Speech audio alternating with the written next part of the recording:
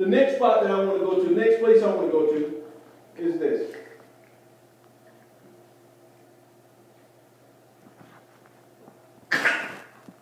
Was there some other destination that God had in mind? Was there some other destination that God had in mind? Was there some other destination that God had in mind? Deuteronomy chapter 8. Again.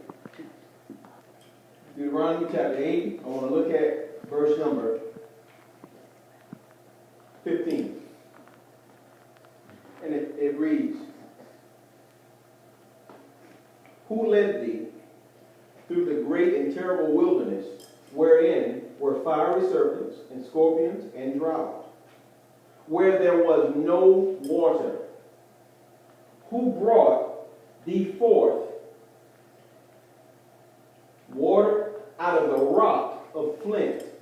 Who fed thee in the wilderness with manna, which thy fathers knew not, that he might humble thee, and that he might prove thee, to do thee good at thy latter end?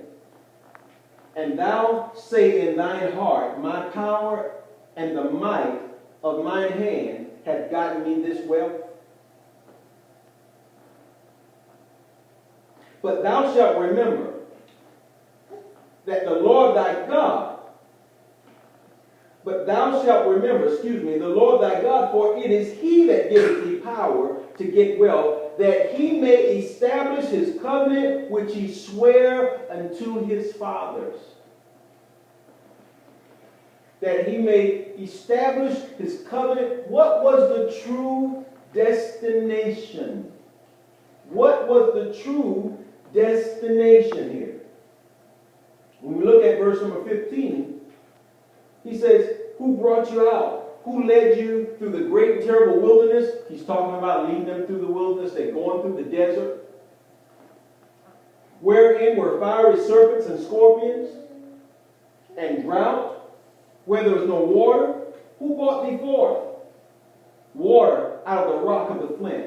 Who fed thee in the wilderness with manna, which thy fathers knew not, that he might humble thee, and that he might prove thee, to do thee good at thy latter end? And thou say in thine heart, my power, and the might of mine hand hath gotten me this wealth. Listen, what was the true destination? It was not just the fact that here we have, okay, first of all, we got to go back to the fact that God took them a roundabout, but he took them a longer route. So here now we're not dealing with getting them to the promised land. It's not an issue with getting them to the promised land. It's not an issue with getting them from Egypt to the land of Canaan. It's not an issue. It's not a problem now. That's not the issue that we're dealing with. That's not the reason why God took them around and about a longer way. There's another destination now. And it's not them physically leaving from Egypt to go into the land of Canaan. Now it's about the way they think, their heart. It's about arriving at a place that they realize who God is and honor him for who he is. It's not about arriving over in the land of Canaan now. Now it's about arriving at a place mentally that they understand in their hearts that they've now left this place where they were dependent upon a man. Where they've left this place where they were dependent upon man's knowledge and man's wisdom. And now they would end up in a place where they are totally dependent upon God. This is the true destination here, a place that they leave where man decides everything, to go to a place that God has already set up for them, and then they realize the fact that God is the one who makes all the decisions for them, And it is God who gives them the power to get wealth. It is God who leads them from point A to point B, out of bondage into freedom, from sickness to health, from single to married. It is God that leads them from job to job, from business to business. It is God that leads them the whole entire way. And if at any point in time you stop and decide to turn back and run back this way because you say, well, that's safer, you lose. Why? Because you're no different than the people that that never entered into the promised land. They died in between. They died in the desert. They died in the wilderness. The destination at this point was not about getting them to this land of Canaan. It was about getting them to a place that they really knew God. And they understood and accepted God's way of doing things.